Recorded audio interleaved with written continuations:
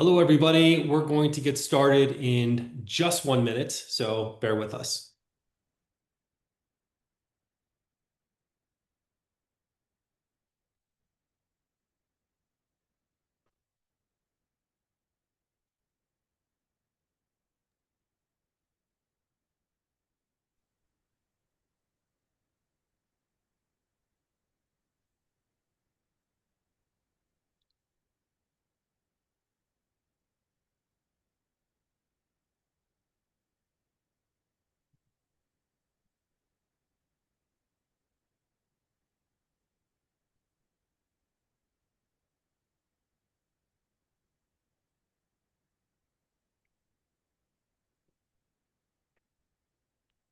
Okay, let's get started. Hello, everybody. My name is Ryan Girardin, and I am part of the Guardify outreach team based here in Denver, Colorado. I'm super excited to have everyone here today and joining us for another great webinar. Just a little bit about Guardify for those of you that are not familiar. We're a digital evidence management system, and we primarily work with CACs, CPS, prosecutors, advocates, law enforcement, and beyond all across the country. And today, we're very excited to host today's webinar, Child Exploitation, Parental Guidance in the Digital Age. Now, just some quick housekeeping notes before I turn things over to our presenter. Instead of slides, you'll receive a helpful resource link at the end of today's webinar. Please be on the lookout for an email later this afternoon that will explain how you can complete the evaluation form and also receive your certificate. Please do be mindful that that does need to be completed within 30 days after today. And lastly, if you have any questions during the presentation, please be sure to submit them in the Q&A box below. We do have a large group today, so our presenter will have to wait until the end to be able to address them all. In the instance he's unable to answer them live during our time today, we'll ensure he's answering them via email. Okay, we want you all to be aware of some upcoming events and exciting news with Guardify. On September 25th, we are hosting another live webinar called Revisiting Best Practices in High-Risk Behavior Assessments. Please be on the lookout for registration information. And also, have you checked out Guardify's Real Evidence podcast? Join Ashley and Myron as they explore how technology, people, and processes unite to reshape the landscape of justice in the community. So today's webinar is presented by Detective Brandon Poor. Detective Poor has served with the Grand Prairie Police Department for 18 years, specializing in crimes against children since 2014. He initiated the creation of the Internet Crimes Against Children Unit in his department, is a certified cell phone and computer forensic examiner, and has testified as an expert in ICAC cases and computer and cell phone forensics. And with that, we hand it over to Detective Poor. Thank you. Thank you so much. I'm really excited to be here. I just passed my 19th year, so I've been 19 years in law enforcement and have been working almost 12 in the child exploitation online arena. And I spent the first 2 or 3 years of my time in crimes against children working the hands-on cases of sexual abuse, physical abuse, and child death and homicide. So I get asked to present a lot to the community and to law enforcement. And so this is kind of the mixture of showing what we deal with as detectives in the space of child crimes and child exploitation. I'll sort of share with you what I think about child exploitation and trafficking and how they relate to child abuse in a moment. But let's start with this brief video that kind of shares where we are and how far we've come. A long time ago, families were in communities. They were local, they were small. I was born in the very depths of the Great Depression. I was put to work carrying wood, carrying water. I knew how to shell peas. I knew how to break beans. We still didn't have electricity. I have 2 Instagram accounts. Instagram, Snapchat, and TikTok. TikTok and Fortnite. I can just scroll for hours on end. 11 hours a day. It's been 8, 9. 12. It's actually been a way that we can keep track of them out there in the real world where things really are scary. The lives of kids were sort of changing slowly for a while. And then all of a sudden, those kids were able to get on social media, and that's when everything skyrocketed. The rates at which they're experiencing problems continues to increase. We also know that the teen suicide rate increased 56%. Last year alone, we received over 18 million reports of international and domestic online child sexual abuse. We have traded false sense of safety and security for actually putting our kids in riskier situations, the race to the bottom of the brainstem. So it starts with techniques like pull to refresh. Every guy has like an addiction to it, but No one talks about Or it's just faster now and it's younger. well, yeah, like nudes of girls going to school all the time. At the beginning of the year, there were multiple suicides before school even started. There were men that wanted to talk to children all hours of the day and night. On Snapchat, one thought it'd be a funny idea to talk the other one into committing suicide, and she didn't. She's dead. After about 6 weeks, we were able to crack his phone. Kids right now are going to experience the worst of what we're going through. Do you think your parents know that this happens? No, my kid won't do that. My kid would never. My kid's school isn't like that. You're wrong. Because what they see, they feel neurologically compelled to do. Right now, we're effectively living in an experiment. How is this going to affect us? We'll find out. So let's start with social media. Everyone has social media. I think it's pretty safe to say that the majority of people have social media. And I hear from kids all the time that only the old people like me have Facebook.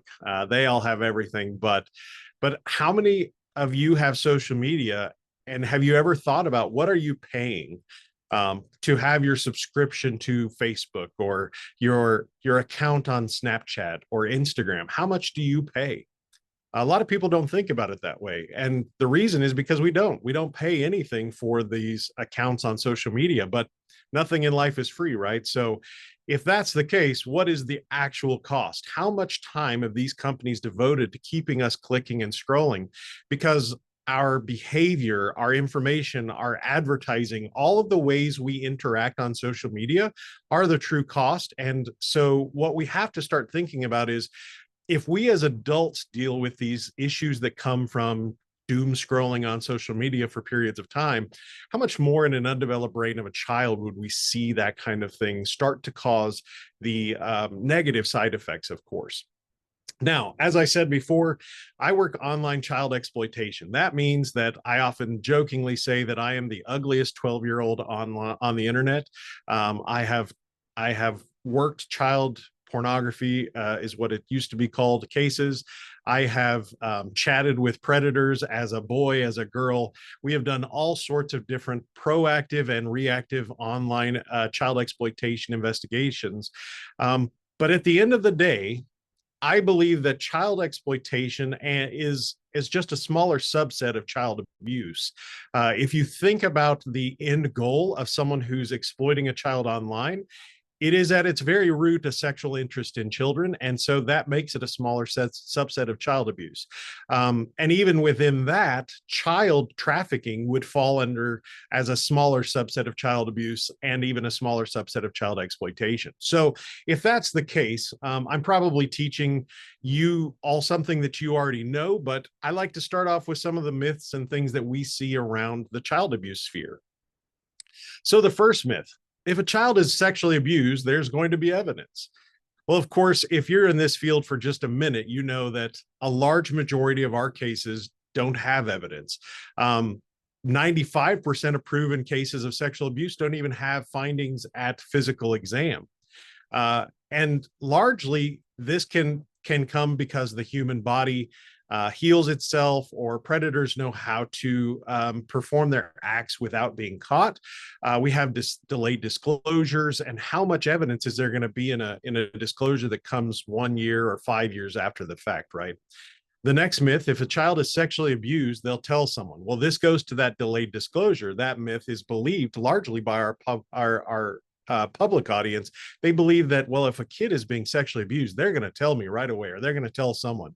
When what we know about child abuse is that a large majority of our victims don't disclose for a period of time, if not a significant period of time, and then some actually never disclose. The myth: children lie about physical and sexual abuse. Well, what we know is largely children do not lie, particularly about sexual abuse, and particularly if they're under a certain age, right? There's just not a context for them to to know how to lie about it. And as one of my colleagues with Guardify says, that when the child is sexually abused and they disclose that, they become the eye of the center of a hurricane. All of a sudden, everything upends in their life, and they're now having to talk to CPS and law enforcement. They're going for a forensic interview. They're going for a sexual assault exam. They have to go testify in court, perhaps. They might be moved from the home, or the offending person is obviously removed from the home. And so a lot of things change, and that's something that, a lot in forensic interview, as you know, probably we hear, I didn't want anything to happen. I just wanted it to stop. So to believe that a child lies about it is actually fairly naive. And then last, child abusers are weird or creepy.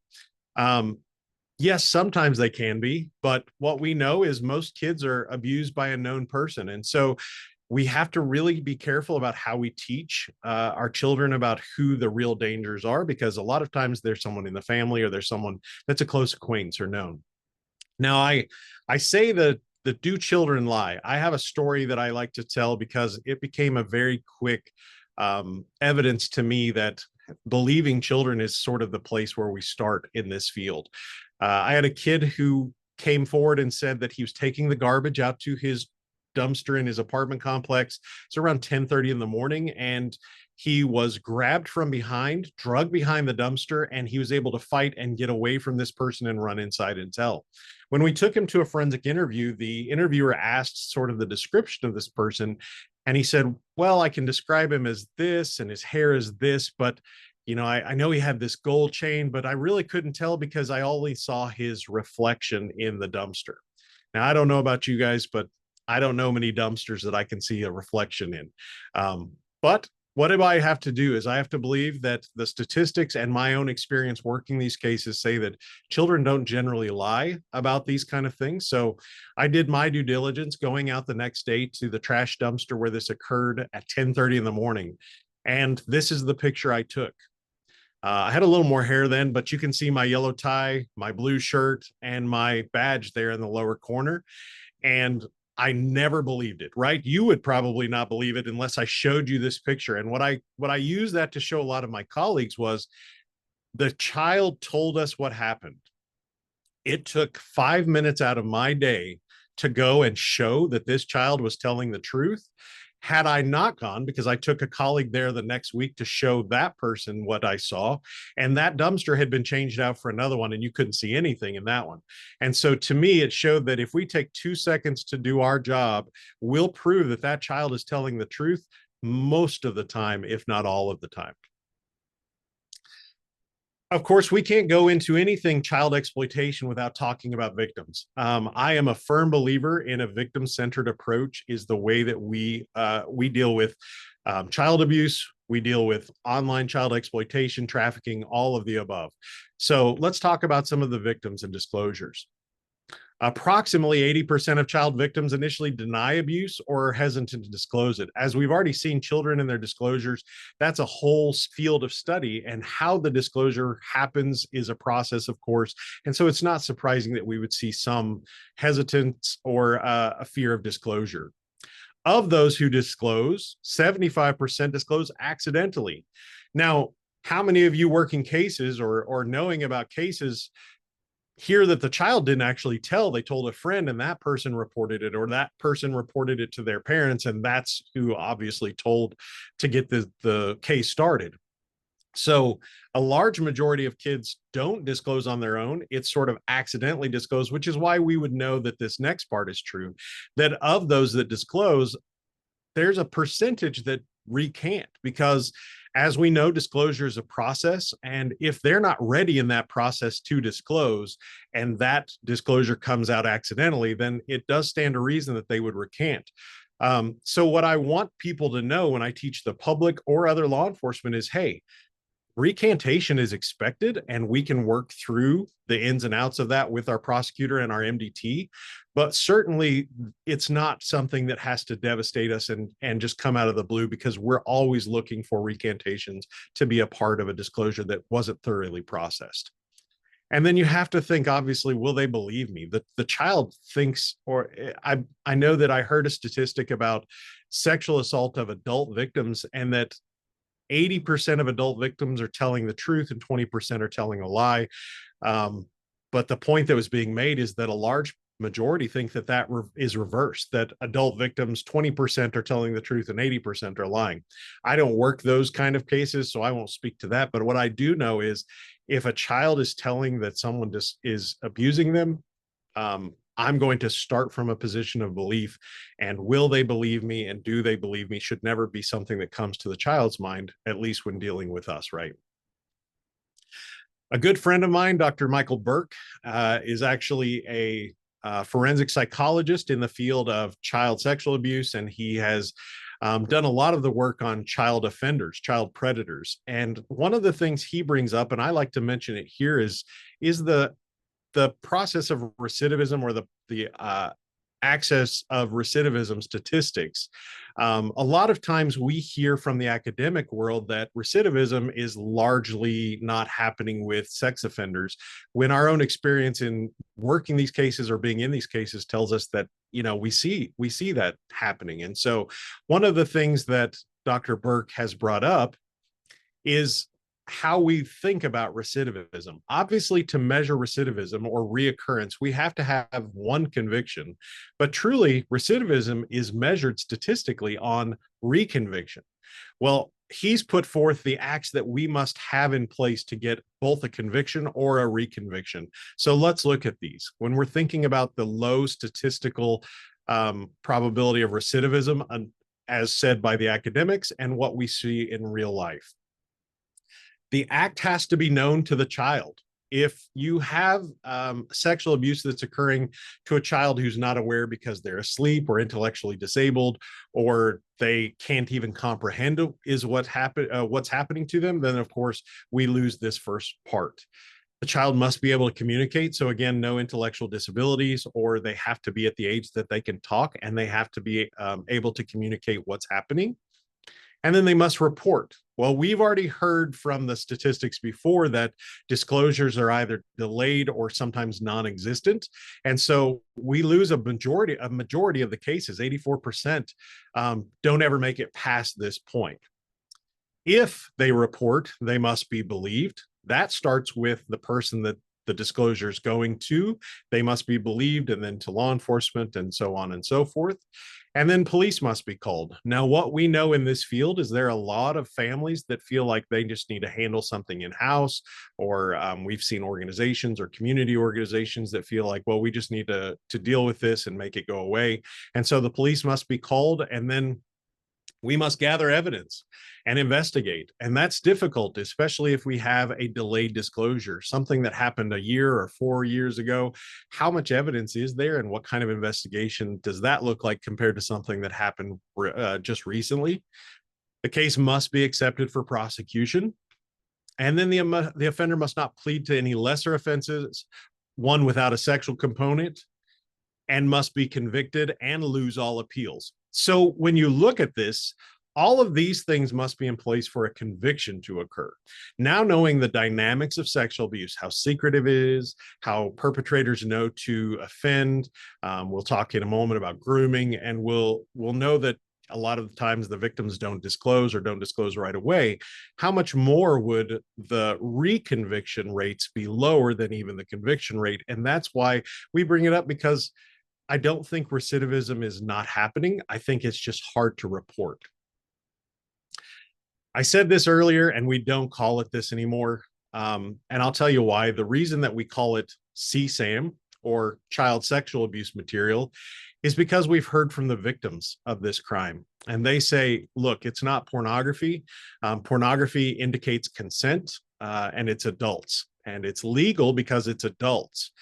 Child sexual abuse material is the brutal rape of a child, forever memorialized on a video or an image. And so because of that, we believe these are crime scene images, and we call it child sexual abuse to paint exactly what kind of picture it is. It is a horrible sexual abuse of a child on a video or image. Some of our survivor statistics taken from the Canadian Centre for Child Protection. The age the abuse began, 56% say that it was before age 5, 31% between 6 and 11, and then 12% over age 11. The reason that we talk a little bit about statistics involving CSAM is because I want you to see it's not all that different than some of the child abuse statistics. Because in order for the CSAM to be made, we have to have a child abuse offense. And so sometimes we get into the mindset of thinking, well, they're just pictures or videos, they're just something lesser. And both my experience working these cases and talking to victims and what the victims themselves say is it's not a lesser crime. It's actually equal to, or sometimes even worse than the actual hands-on abuse. And I'll show you a quote that says that here in a moment. But I think we have to start thinking about these as not lesser than child abuse, but certainly different, but on the same plane. 82% of primary offenders were a parent or extended family member. That makes sense because in order to make the content, you are usually having access to the child. And so we would expect that if that's the case in child abuse, we would see that it's going to be the same as CSAM. 42% of solo offenders were a father or stepfather. Sorry, guys. The large majority of our offenders in online exploitation are male. So it does stand to reason that a father or stepfather would be a solo offender in a large majority of the time. Now, why am I saying solo offender? When we say 54% of solo offenders live with the victim full time, well, because it is not, and I hate to say this if you're not familiar with these cases much, but it's not uncommon for us to see a parent making, or a guardian of a child making a child available for sexual exploitation to another person. So 89% of those who arranged sexual abuse by another offender were parents. It's a terrible statistic and it's a terrible reality, but it's one that we often mirror our online proactive undercover profiles as parents because it's happening so frequently that we want to target those offenders who are looking for that circumstance. The Canadian Center for Child Protection did a survey of survivors of CSAM. And so I always want to represent victims well. And I think their words paint a much clearer picture of how terrible this crime is than even I could say. So in this case, the hands-on was horrible. This survivor says, but at very least, it's over and done with. The constant sharing of abuse will never end. Therefore, the reminder of its existence will never end. If you ask me, a crime that will never end is worse than the one that is over, no matter how much more serious it may appear. It's something inescapable that there will never be total absolution. Another person put it this way: these images will always be out there, and I can't predict when and how they will affect my life by hearing of people being caught with them or being stalked by someone who has seen them. The threat is always there, and I'm always dreading when it will come up. They always mess with my identity because I'm shocked at the number of people who have viewed them and seen the worst moments of my life and have convinced themselves that I enjoyed them. So something for me to point out here, we've been in dark web forums where offenders are talking about the victims in child abuse or child sexual abuse videos as though they were adult film stars, and talking about what they would do if they could find them in real life, what they would think about or try with them if they could get them on their own. And so the fear of being stalked, a friend of mine put it this way: the child abuse itself is obviously heinous. But over time, that's a scar that, if given the opportunity, may heal. But in this case, the fear or the threat of those always being found is always there. And so it's like a bandage that the victim never has the opportunity to choose when it's pulled off.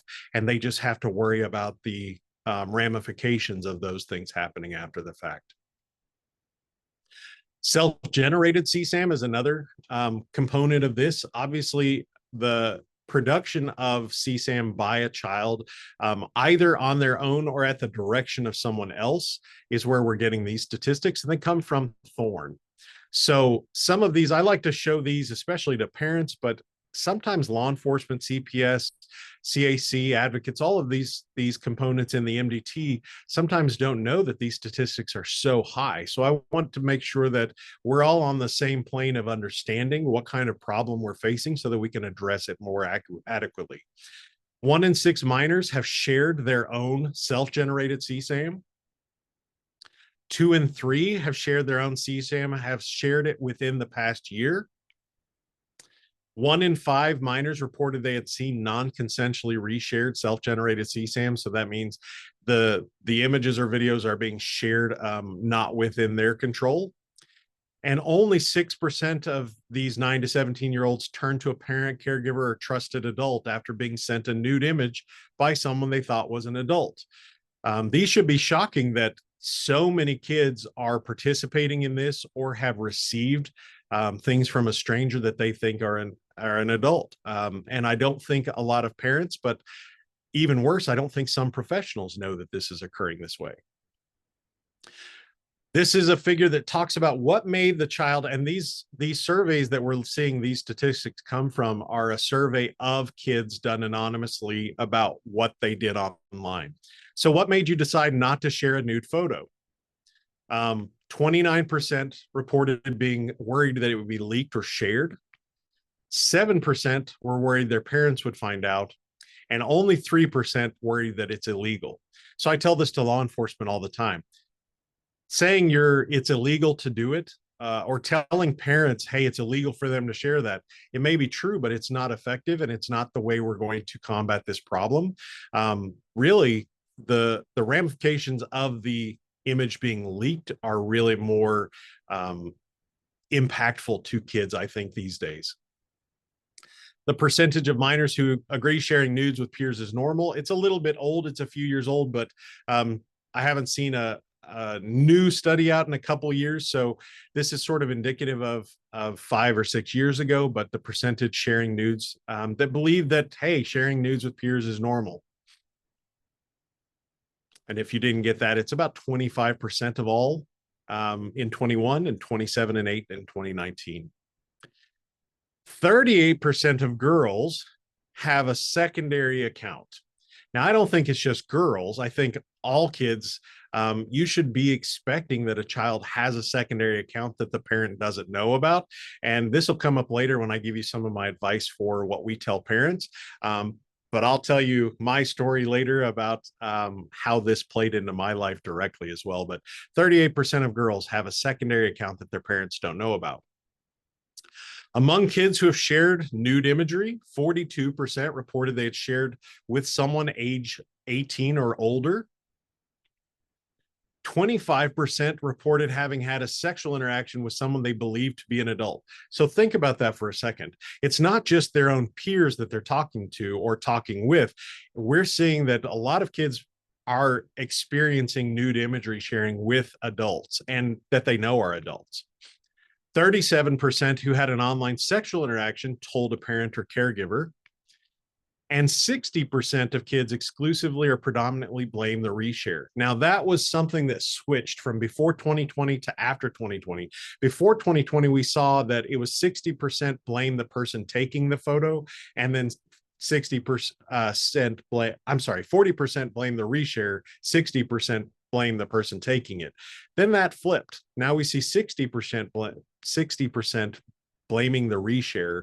And largely what that told me was there was a lack of self accountability perhaps, but more importantly is it's so common and so normal that most kids don't think it's weird to take the picture. It's more of a negative thing in their minds for it to be shared without their permission.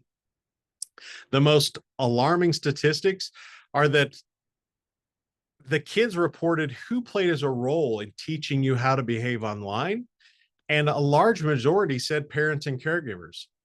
But when the caregivers are surveyed, 58% of them say they are unprepared to help their kids handle this problem.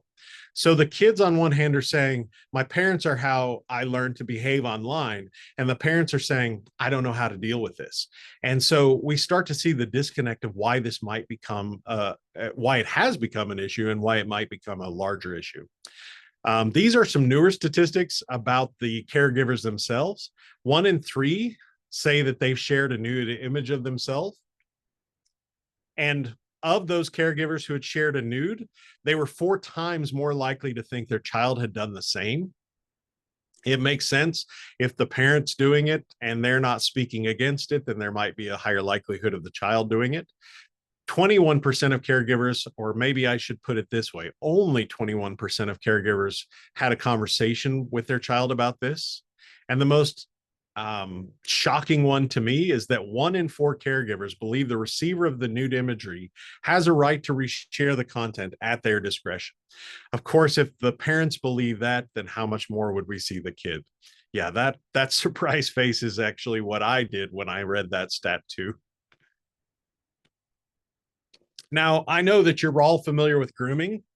We'll just kind of go over very quickly some of the things we see in grooming. Of course, grooming is those behaviors or things that make access to the child higher and disclosure by the child lower, the risk of getting caught mitigated.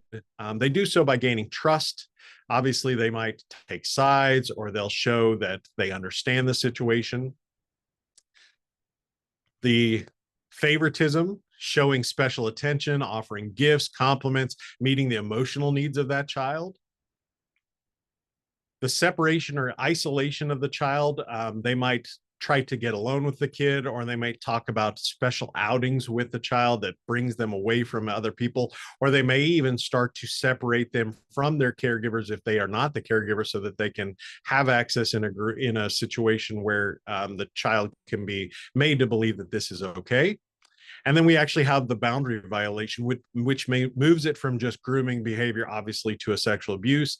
They'll introduce sexualized behavior. They might start introducing pornography or talking about body development, things like that. The point of this is that I believe we see grooming in every single child sexual abuse case that we encounter.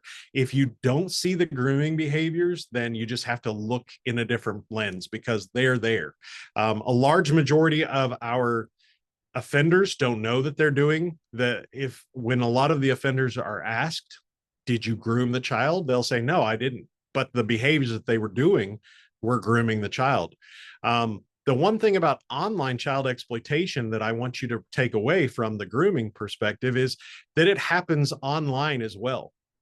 I can say I've been groomed probably more than most people in the world, because of the fact that I've chatted as a 12 or 13-year-old boy online with predators. And I'll say I get groomed in 100% of the cases. The thing that I found is it happens very quickly, due to the level of anonymity or how short the time frame that they feel they may have access to the child. The online grooming happens at a much faster rate, and it happens more aggressively, but it does happen. So if you have a case of child exploitation, don't throw the baby out with the bathwater. Think of child exploitation as a smaller subset of child abuse and look for the grooming behaviors, because you'll find them. Obviously, at the end of grooming, we see the manipulation of control, because once the sexual abuse has occurred, they want to employ methods that keep the child from disclosing so the abuse can continue, and to mitigate the risk of them being caught. A good friend of mine, Jim Tanner, says if you have a good relationship with your child and you're meeting the child's emotional needs, the chances of them being groomed is almost zero, because the first thing the offender looks for is someone who's vulnerable, and they want to step in and become that way of supporting the emotional needs of the child. So most of the time, your kid's not going to be susceptible. That's something I like to tell parents. You're giving of yourself as a parent in an emotional way to your child, in a real, you're there in support, you're there physically, you're there in all of the ways that a parent should be. That's how we stop the grooming, because we're meeting the needs that the groomer or the offender would try to meet. Sextortion. When I'm asked what's the biggest thing we face online right now with kids, sextortion is it. If you don't know what the word sextortion means, it's when an offender gets either a nude image or video, and then they blackmail or extort the child for something. Before 2019 or 2020, we used to see sexually motivated sextortion schemes occurring, where once they would get a nude image of the child, they would threaten to release that to parents, family, school, church, or otherwise for embarrassment, and in order to get more sexually motivated content. So a lot of times they would threaten to release it to someone if they didn't make more nude imagery or more heinous acts in the nude imagery. But what you'll see here is after 2020, we saw a large spike in the financial sextortion. So these organized crime groups, largely in Nigeria, the Ivory Coast, although there are US-based groups as well, they get a nude image, but the point of the nude image to sextort the child is so that they can get some sort of financial gain out of it. So let's look at some of the statistics we've seen. First of all, our access, or the child's access to the world. I'd say 80, this says 88%. I'd say closer to 95% of the kids out there have access to cell phones. A large majority of kids have cell phones now. And of course, they have internet through those phones. And if they don't have a phone, then they have a tablet or mobile device. So don't think of a tablet or some sort of pad device as being different from a phone, because they're going to be used by the predator in the same way. What do you think the top social media applications were in 2023? Well, let's look at these really quickly. I don't have you guys to feedback, so to give me your guesses, so I'll just sort of show you. First, Discord was number 6. I'll talk about Discord a little bit later, but if you don't know what Discord is, you better start looking it up, because it is a dangerous one out there right now. Facebook. Largely, I see kids on Facebook Messenger, but still Facebook. Instagram, of course. Surprised that it's number 4, but not when you see what number 3 is. Snapchat. Number 2 is TikTok. And then number 1 always surprises people, YouTube. And you think, how can someone be exploited on YouTube? Well, it does happen, and I'll share why later. But these are the common apps. So don't think of sextortion occurring on the dark web or some app that you've never heard of. It's happening on these apps because they're the popular apps that kids use. A large majority of teens use the messaging app that's built into their phone, but a lot of them also download other apps that they can communicate, like Instagram or Snapchat, in addition to traditional texting. What are we seeing as far as the sextortion? We saw a 1,000% increase in the first 6 months of 22. I see sextortion weekly. That's a case that we deal with almost weekly. Historically, like I said, in that sexually motivated sextortion, we saw that the victims were largely young girls. And of course, the goal of the offender then was to obtain additional explicit imagery or videos and more heinous content.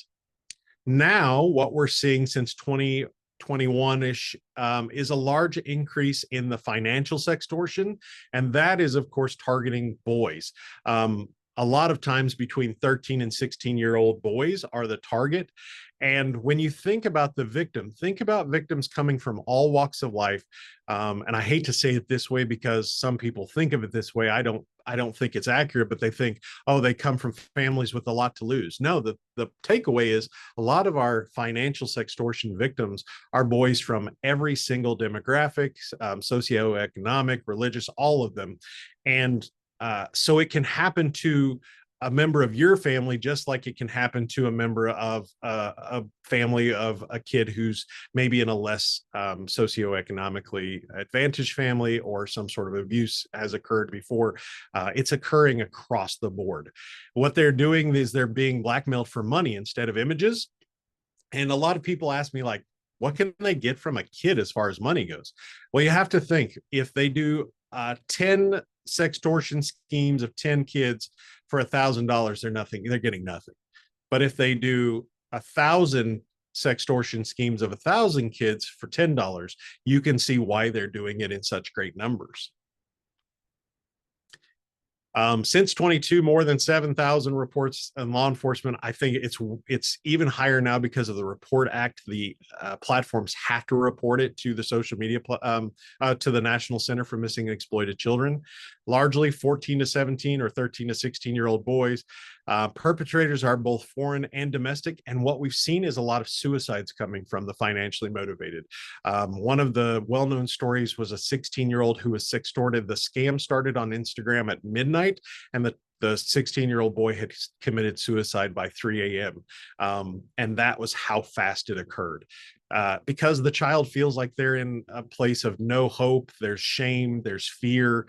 It's sort of a spiral, and that they don't know how to deal with it. And they're left with, in their mind, the only thing that they can come up with, which is why we believe you have to talk with kids about this problem before it ever occurs, because otherwise you might not have the opportunity to talk to them in the moment of something happening. an increase of 323% between 21 and 23. The cyber tip reports coming from the extortion through NCMEC are still increasing every day.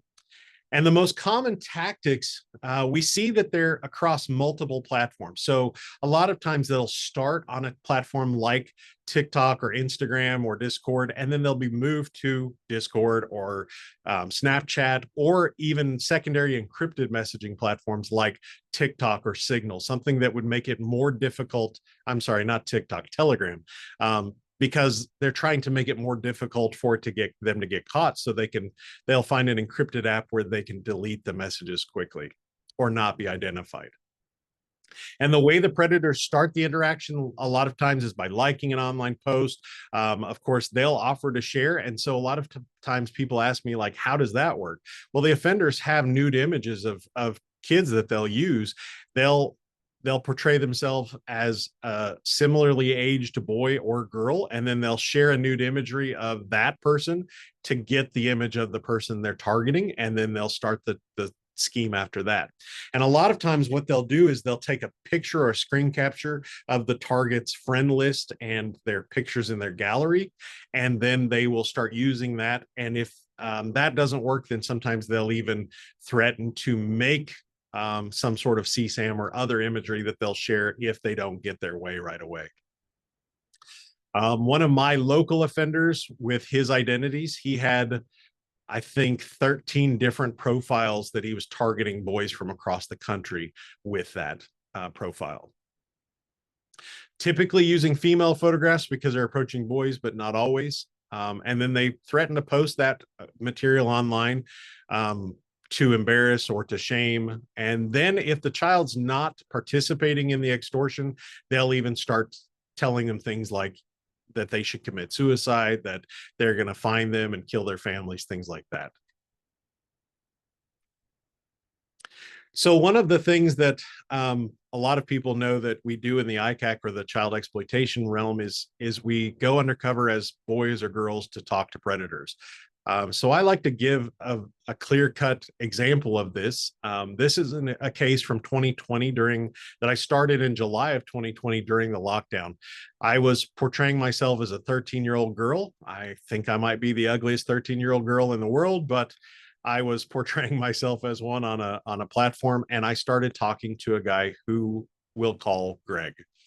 I had talked to him months before. I actually had talked to him in April, but this was July, and I started talking to him on this platform, and you can see he tells me, I love chatting to young ladies. I don't usually send my phone number. I'm too scared they might call me. It might be awkward if my wife answered or was nearby. Of course, he did have a wife. And I said, well, I can't call because my mom would see the number, and talking on the phone is weird. And he says, I love chatting to young ladies. Of course, I don't send my phone number, but right away, it was very quickly. He says, sure, here's my number. So we start talking. I chat with this individual for about a month. In the meantime, I'm figuring out who he is. I come to find out that he's an almost 60-year-old man, maybe just a little over 60 years old. He is married with kids, and he has been a 20-year pastor of a church. He does lead a Boy Scout troop. He takes the kids in the church on youth trips to places. All the while, he's sending me terrible things like pictures of himself in ladies' underwear, sex toys that he's using. Yeah, you send those scared faces. Well, think about how scared I was having to see the sex toys that he was videotaping the use of. But what do we end up doing? Because he's an absolute danger to the community in his position of trust, we served a warrant at his home, a search warrant. And so this is some of the evidence that we got on the search warrant. We found these bags of the sex toys, and there won't be too graphic in here. I just want to share with you the terror that we had to see. The sex toys, the lingerie, I have very graphic pictures of him in the lingerie, so I don't want you to picture that for too long. The videos I had actually were of him using this device, and so we had to photograph it when we found it. But one thing's for sure in ICAC, you don't execute a search warrant without a lot of pairs of gloves. You don't want to be the guy that accidentally finds that stuff and then realizes what it is after the fact. Now, I told you, you heard at the beginning that I'm a forensic cell phone and computer examiner. That's one of the things I really love about this job is digging into the phones and computers of our predators after we've done a search warrant like this and finding out what they're doing, the true extent, because while they'll be somewhat honest at times, finding out what they're doing on their phone or computer is really the best way that we can see what they're actually up to. And in his case, he had a victim that he talked to from the ages of about 11 or 12 until she was about 17 years old. And when we found her, she was 21, and she said, we talked in a sexual way every single night on Skype for the better part of when I was 13 to 15 years old. She told me, share my story with anyone you can because I don't want this to ever happen with anyone else again. So these are the chats that were on his computer 5 years later, still housed in his computer that he thought he had deleted. But these are the chats he had with the real victim. He writes, hello, my pet. She says, I'm about to shower. I'll talk in a bit. He says, okay, but you can turn the video on and let me watch if you want. And she says, no. All right, I'll try and stay awake until you return. Good night. And then, will you still love me next year when you were 16? So there's no doubt in anyone's mind that he knows exactly how old this kid is. At this time, she's 15. Will you still love me next year when you're 16? And she said, I want you to, and she says something else. And she says, of course I will. Why wouldn't I? And this victim told me she didn't realize until we started the interview and this disclosure process that how groomed she was and how it affected all of the other relationships in her life. He tells her, maybe we could actually meet when you're legal. And she says, I don't know, really? How would we do that? And she says, he says, damn, I wish, or she says, damn, I wish you were 18. She goes on to say, why are all the good ones too old or too far away? And his response was, why are all the good ones illegal and far away? Now, in his computer, I found a lot of things that corroborated what she told us, even without her knowing what we already knew. Some of that corroborative evidence that we found was, I found a picture of her. She told me he bought her a necklace, this choker necklace, and I found a picture of it in one of her accounts online.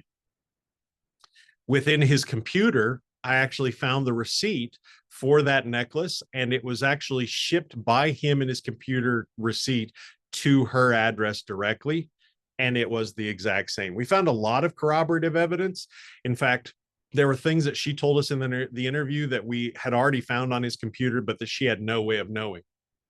So because of that, he was charged in federal court with the online exploitation of that victim and me and the possession of CSAM, and he was found guilty and sentenced to 280 months. So he is now, thankfully, Greg is in federal custody. I won't give you the facility because I don't think you want to put any money on his books, but that's a real world case of a person in a position of trust. And sadly, there are too many of them out there. It's not bragging. It's just letting you know that this is more common than people want to believe. The question I get asked the most is, what are the dangerous apps out there? Now, I've often said any app that one person can communicate with another is dangerous, but there are a few that I think are more dangerous, and I'll give you a few of the reasons. Feel free to screenshot this or photograph this. We've done a lot of digging in to find out kind of what ages are approved and things like that. If you're not familiar with the online gaming environment, you should become very familiar with it very quickly, because it is the place where I think a lot of people are missing online exploitation happening to kids. How many parents out there are letting their kids play online games, to keep them busy or to babysit them or whatever they're using it for, because they think it's not that harmful. Some parents even let their kids use the headsets that have a microphone on it, so they don't even hear when someone's talking. A lot of the game platforms have chat features built right in. Twitch and Discord started as gaming environments or video live streams for gaming. Discord has sort of branched off into anything, but there are servers and channels. You can private message, you can live video, and you can send back and forth videos and images, and you can live call from it.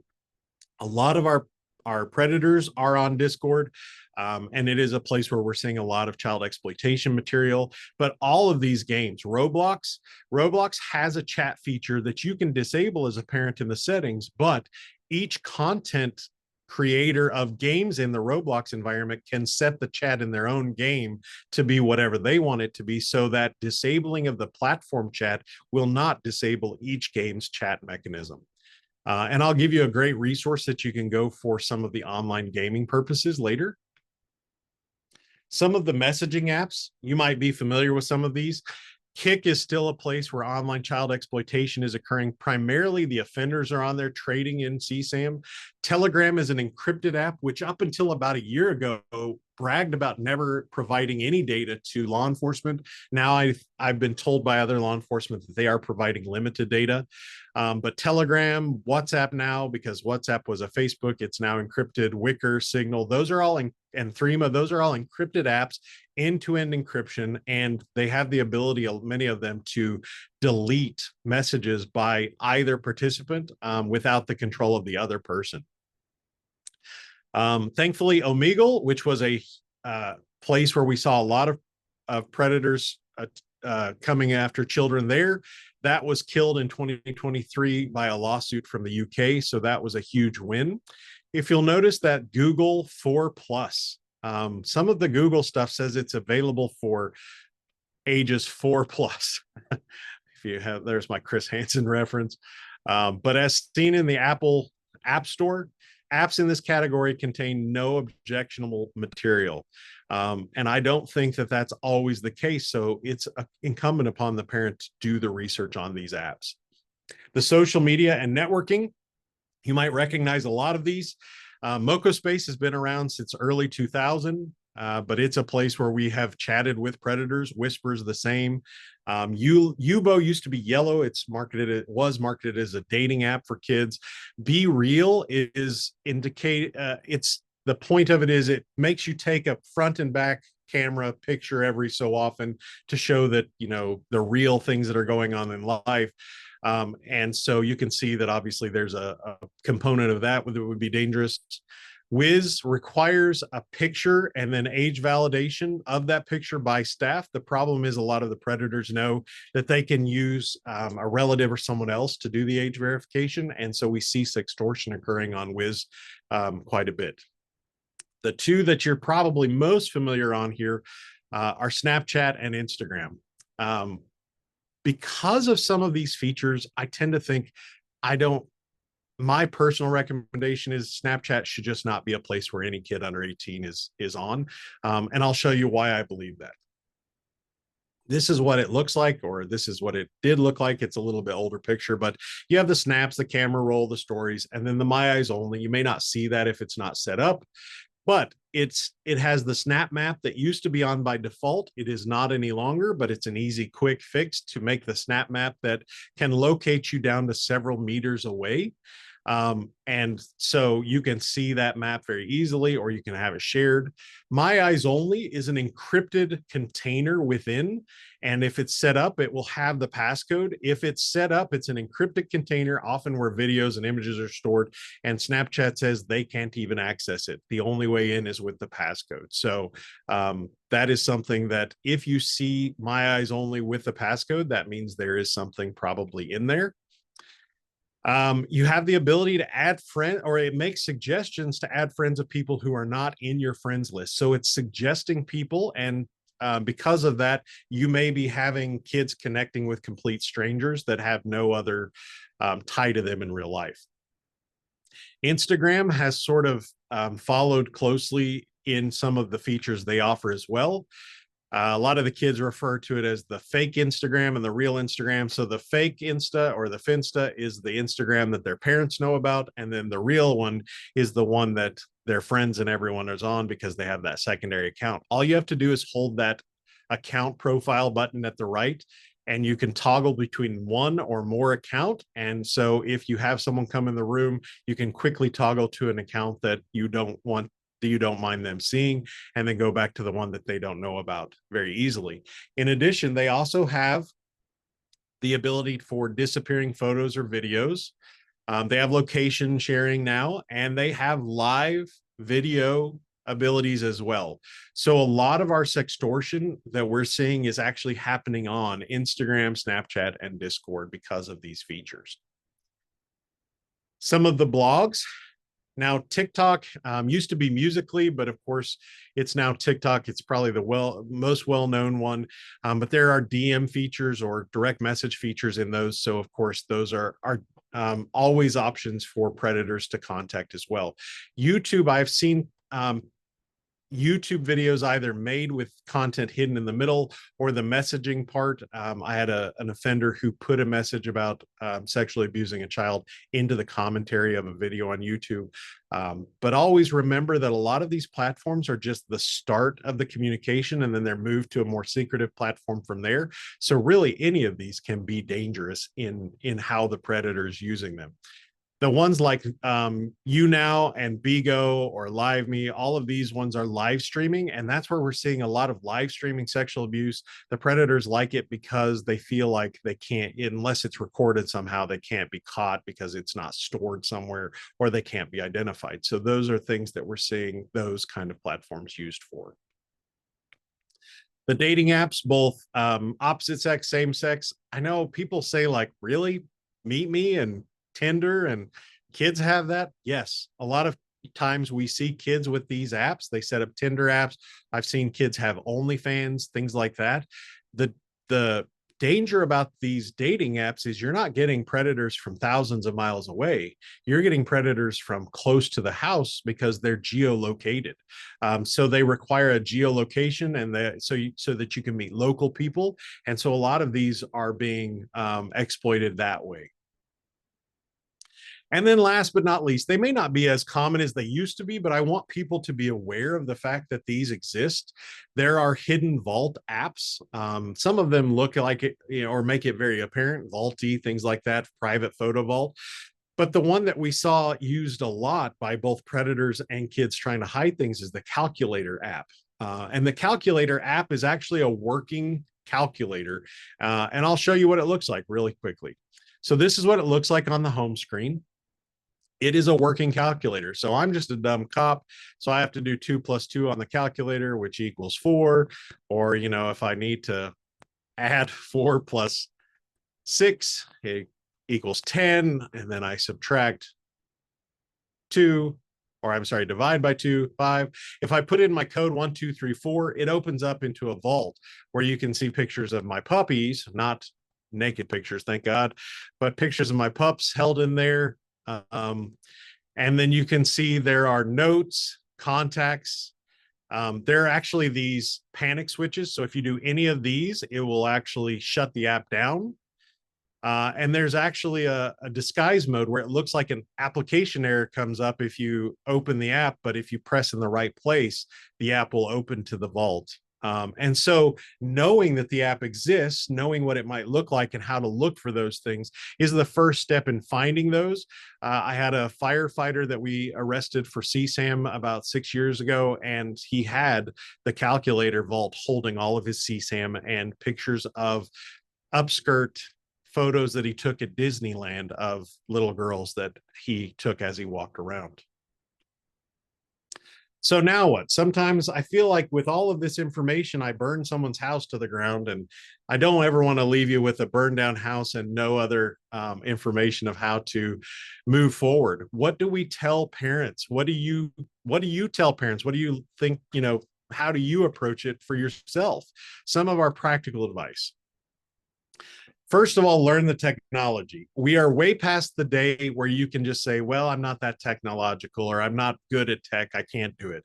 You have to be.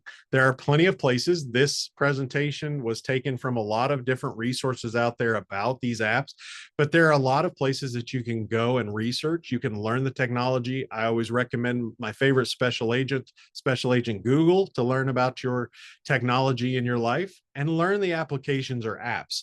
If you don't know how an app works, there are guides out there to show you how they work, what the ins and outs of them, and how to make them safer. We suggest randomly checking phones or tablets, computers, not just once a week at the 3 o'clock in the afternoon mark. Check them randomly and often. Check them at 2 a.m. when your kid's asleep. But in order to do that, you have to know the passwords. Phones are a privilege. They're not a right. So you should know every password to every account and every device that your child has. And you should also expect that they'll have a social media account that you can't see. I say this sort of shamefully, but I also practice what I preach. So I'm going to use it as an example. But about a year ago, my 14 and 16-year-old asked me if they could play Roblox with their friends. I went for a long period of time saying no.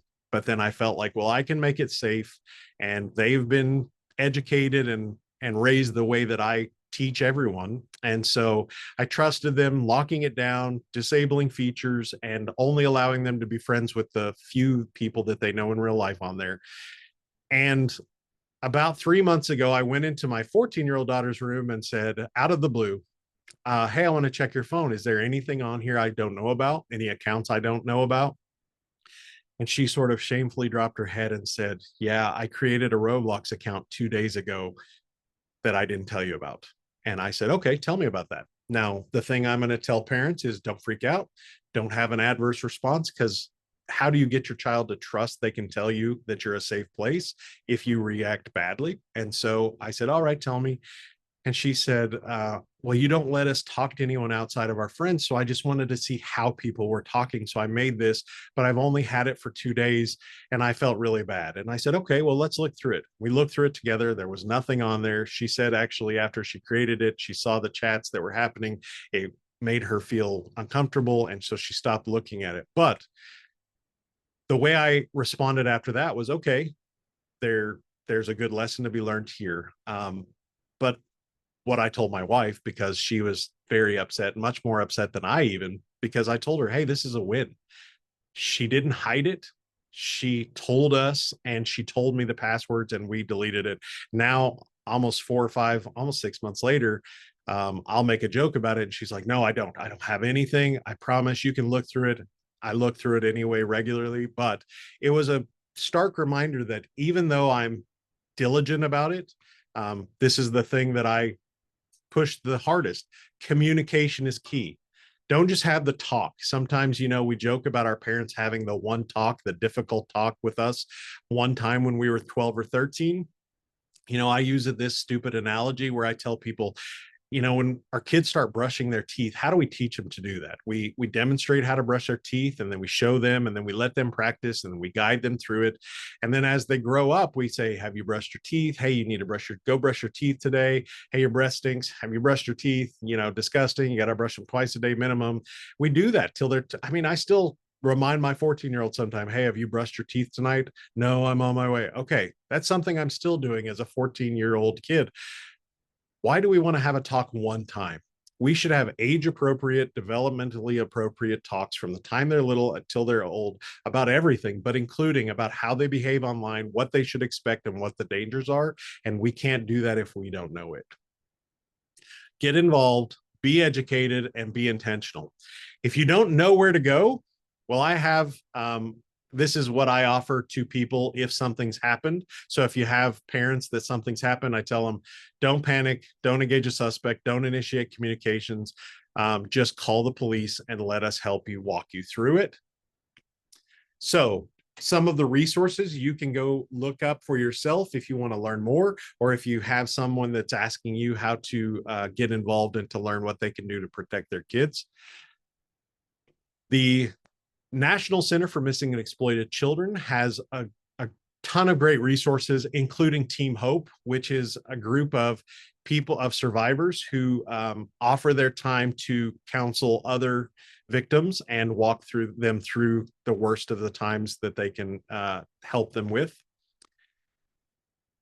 The Net Smarts and the Kid Smarts. Net Smarts is for the older kids. Kid Smarts is for the younger kids, but they offer free resources for teaching kids in an age appropriate way. And then I think one of the best resources that's ever been put out is the Take It Down. If a child has nude imagery out there online and they're worried about it being out there, they can get this app from the National Center called Take It Down. And what happens is they load the picture onto the app. It doesn't send it anywhere. It makes a fingerprint of that file and sends only the characters. They're a set of numbers and letters called a hash. That's a digital fingerprint that sends up to all of the online platforms, and those platforms will remove any content that they find on their platform and report it to the National Center. So it's a way for kids to take back control of what's happened to them. We've partnered with the Carly Ryan Foundation. If you don't know the Carly Ryan story, Sonia Ryan started the Carly Ryan Foundation after her daughter was murdered in Australia by an online predator. I'm on the board of the Carly Ryan Foundation. I'm so proud to be partnered with Sonia, and she offers a lot of guides. A colleague of mine back in 2020, I'm sorry, before I get there, thorn.org is another place where a lot of the resources, they do a lot of the studies. A colleague of mine in 2020 and I decided we were going to start a podcast telling stories. The storytelling of our cases is sort of to share our experiences, the learning lessons. But it turned into a very quick realization that, hey, we can't arrest our way out of this problem of online child exploitation, but we can start to educate the community and particularly educate and empower children to protect themselves online. And so our motto is we want to take the prey away from the predators. And so we started this podcast called Catfish Cops, and the website that we've designed, catfishcops.com, has a resources page. So if you can't remember all of these resources I've given you, you can go to the Catfish Cops website resources page, and we have all of these resources that I've used in this presentation and that I'm showing you today on our resource page, including we have victim resource links. So you'll see the NCMEC Take It Down website as one of those. We have a sextortion guide. We partnered with Prevention Starts with Parents, and we designed a sextortion guide. We designed a 101 guide. What is it? What does it look like? And how do we prevent it? What are the conversations we can start with a kid to keep it from happening? And then we have a response guide. What happens if something's already happened? We also have, this is my joke about, if you think about sending a nude, don't do it. Send a picture of a naked mole rat because it's a cute little animal and it looks very similar. If you go to our website, catfishcops.com/resources, we have all of the guides and even setting application guides. We've just added ClickSafe Intelligence we've partnered with. They offer online gaming guides and resources about online gaming and how to make the settings on your child's device safer. So if you have any questions, we've got an email there as well. Send a naked mole rat instead. And if I can answer any questions now that I burned down the house, I'll be glad to do so. Awesome. Thank you so much, Detective Poor. That was fantastic. Speaking of questions, we definitely have some coming in. Okay. Let's see. Here's a good one for you, Detective. If law enforcement receives a sextortion case and they don't know what to do, as a parent, what are the next steps? Well, I don't want to self-promote, but I will say that I designed the sextortion guides with that in mind. Like, what does a parent need to know and how do they take the next steps? So the Sextortion 101 guide and the response guide are a partner set, and they're absolutely free. Everything on our website's free. You can download it, you can print it out, you can give it out, give it to anyone you want.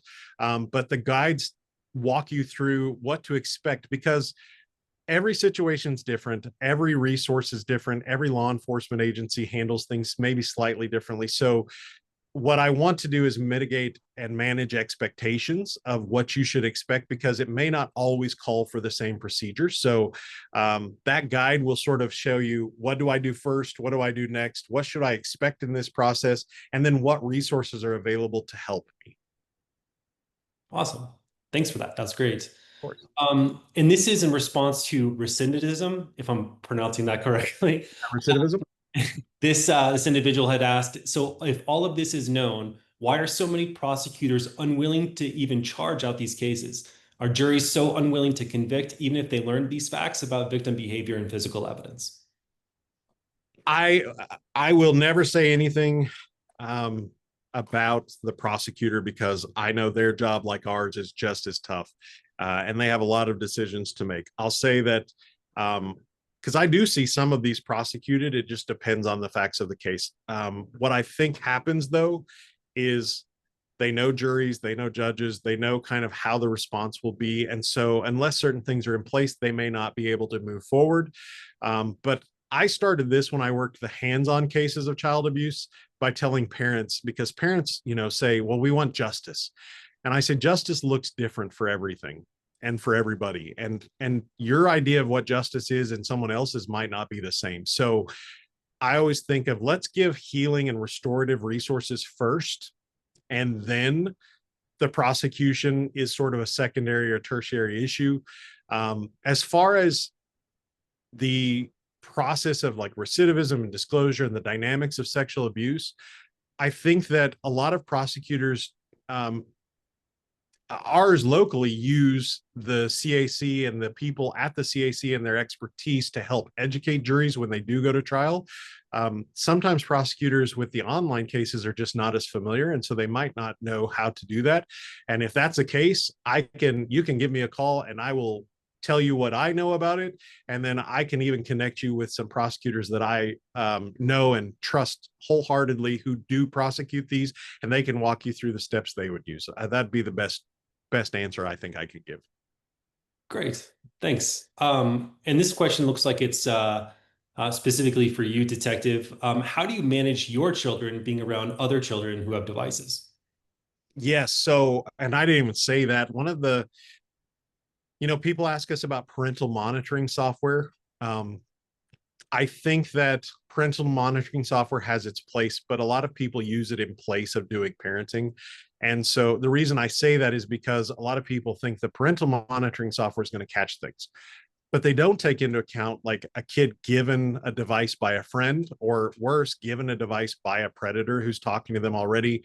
Or I ask parents, like, what do you do with your old phones if you don't turn them in? They usually go in a drawer or a tablet, and so if a child gets their device taken away, they usually know I can go to the device drawer, hook it up to the Wi-Fi, and now they're back in business. Plus, many kids have school devices.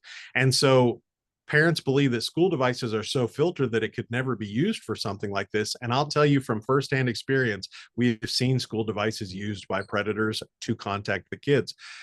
So my personal feeling about all of it is, I think that be intentional, lean in, be a parent, spend time having the hard conversations, educating your kid, educating yourself, and then educating your child, and having really open discussions about, my kids know, they can tell me anything. We jokingly, we say like, I tell them like, shock me. And I tell parents this, play a game around the dinner table that says like, try and shock your mother and I, or should try and shock your father and I, or whatever. Because a lot of times, they think there's something that they couldn't tell you, their parent, because they would just, devastate them. And then they tell you, and you just go, oh yeah, that's something that's been going on since I was in middle school or whatever. And they see that you're human, you won't respond badly. They can share things openly and honestly with you, and they have to know that you're a safe place. And so if those things are in place, just like I saw with my kid, what I see is if they were presented with a device by a friend, they still respond the same way they would on their own device, because it's not about the device, it's not about what's online, it's about the way that they feel, the empowerment they have to protect themselves, and the confidence in knowing they don't need that kind of stuff in their lives to make them better. Great. Here's another one. This individual says, I register offenders for the agency I work with. Would we be able to add these resources to our public offender registration page? If so, how would we do that? Reach out to me. You can reach out to my work email, or if you reach out at catfishcops 5.0 catfishcops5.0@gmail.com. We'll make a way for you to get the resources. Thank you. This individual says they've seen notifications lately that there is a teen center for Snapchat. Do you have any insights on this? I don't so the thing about social media is it changes so fast. I know that like Instagram added some new features just a couple weeks ago while we were at the Crimes Against Children conference. And then some people said, well, those things aren't on by default. So I don't know all of the ins and outs of the new things like the centers and the location data on Instagram. And I'm pretty frank about Snapchat. I have seen Snapchat be used in a large majority of my exploitation cases in some way. So like I arrested a teacher just 3 years ago who was using Snapchat to exploit and offend against a child. Every single case I have, it plays in. And so I haven't found a good reason why I believe a kid should be on Snapchat. If you have one, I'd be glad to listen. And if I'm wrong, I'll certainly correct myself, but I haven't found a good reason why an app that's designed by its first nature to delete videos and pictures and now messages, and it can be set to vanishing, or you and I can be having a conversation and I can choose to delete the whole conversation without any control from you instantaneously. I don't know why that has any sort of good that it could be used for a kid. You know, just because you throw some cute bunny filters on it doesn't mean that it's safe for a child. And so I would have to hear a really good reason so far, but my experience, both in proactive undercover work and working cases with parents, is that I haven't seen a reason why a child needs to be on Snapchat other than a parent doesn't want to tell their kid no. And I just don't think that's a good reason. Thank I you. didn't mean to get preachy, but Okay, so this is a good one. I was actually curious about this too. Are you able to obtain evidence when sextortion is occurring on the live streaming apps? You said offenders like it because they think there's less risk. so yes and no. I won't give away techniques, but there are ways that yes, we can. But a lot of times the reason that the offenders like it is because unless it's happening there where we can use these techniques, then no. But don't discount that the offender hasn't recorded or saved it somewhere. That's been an experience that I've had working cases where live streaming has been done, even through things that are built into the device, like FaceTime or something like that, where they thought, okay, it's live, but they were recording it, and then they thought they deleted it, and I found it in the phone databases. Yeah.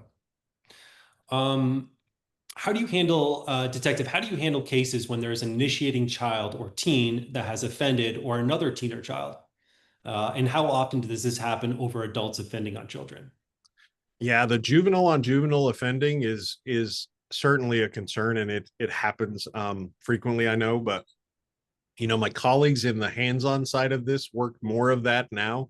As far as the peer-to-peer offending, it certainly is occurring, and the sharing of nudes is very common. You know, it's almost ubiquitous in the high school. So I try to do more education in that realm than I would work the case. But you know, my colleague that I do the podcast with had a case where an adult offender was manipulating this 13-year-old girl to offend against a much younger child in her care. And the initial response by police was, we're going to arrest her because she offended against this kid, not realizing that she had been groomed and manipulated to do so. So he did not charge her, but he treated her like a victim, unfortunately, because she was. But he found out that this one adult offender had 10,000 victims around the globe, just him by himself. And he spent a considerable amount of time trying to identify the victims.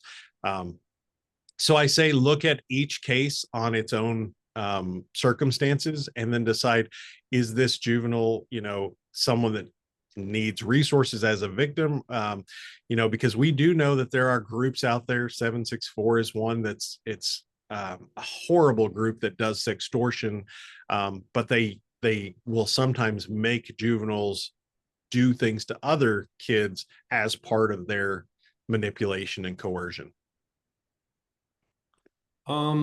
There's another one here. How do we check Discord? I know that there's a back room or a way to get underneath what it looks like on the surface. Is it all just servers disguised as one thing, but then something else? Or is there a way to trip the system into the back rooms? No, I think what you're referring to are the private rooms. There are public servers, and I will give credit to Jess Smith over at ClickSafe Intelligence. They've done a lot of research on the Roblox. I've done it as a proactive. So I'm usually the kid on the platform, but they've done a lot of research on it. The servers there are public servers, and then there are private servers, and the private servers are only available through, and if you're not familiar with what Discord is, I try and tell some of the people my age or older, like, it's like IRC in the new age. It's a bunch of channels, that so you can be on a server with channels that you know, let's say we want to talk about Roblox. I can be in a server that's all about Roblox, and then there are different channels about the Roblox things, and within those there are group messages, pictures, and videos being shared, and then we can break off into private messaging as well. But some of those servers are private, and so they're only available through invitation or by finding in chat apps like Reddit or things like that. So some of those ways to get into the private servers are only through invitation, and it would depend on I don't know who the person that asked that, what they do. So it would depend on what role you're trying to play on Discord, you know, as to how you get into those. But some of them are by invite only, and those ones that are invite only are managed by the person that created them. So no, there's no backdoor way in that I'm aware of. Thank you. This is another one. Do you have any webinars like this for teens? Where can they have a place where they can ask questions in real time? Yeah, I don't have one. I have done presentations to teens and high school students. I think my idea for that is typically threefold. I want to educate the parents and the teachers. And then I want to educate the parents and the community, and then the teachers and the school admin about the problems and how to respond appropriately. And then I believe that a peer approach is sometimes helpful, where